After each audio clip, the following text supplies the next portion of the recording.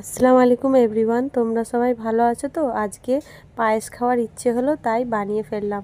প্রথমে চালটাকে ভিজিয়ে রেখেছিলাম পরিষ্কার জলে ধুয়ে নিয়ে, তারপর সেটাকে ছেঁকে নিয়ে তাতে একটু গাওয়া ঘি 1 চামচ মাখিয়ে নিলাম। তারপর আমি একটা হাঁড়িতে 1 লিটার দুধ আর সামান্য জল অ্যাড করেছি। সেই জলটার মধ্যে 2টো এলাচ দিয়ে তাতে চালটা ঢেলে দিলাম। চালটা ততক্ষণ সিদ্ধ হচ্ছে তার মধ্যে আমি দুধ পাউডারটা উষ্ণ গরম জলে ঘুলে নিলাম। তো দুধ পাউডারটা ঘোলা হয়ে গেছে, আর কাজু বাদাম কিশমিশটা জল দিয়ে পরিষ্কার করে রেখেছি।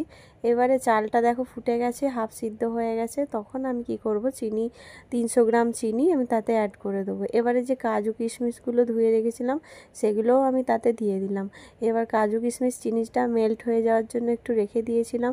তার কিছুক্ষণ পরেই দুধ পাউডার যেটা ঘুলে রেখেছিলাম সেটা দিয়ে দিলাম। একটু সামান্য চাপা দিয়ে রেখে দেবো।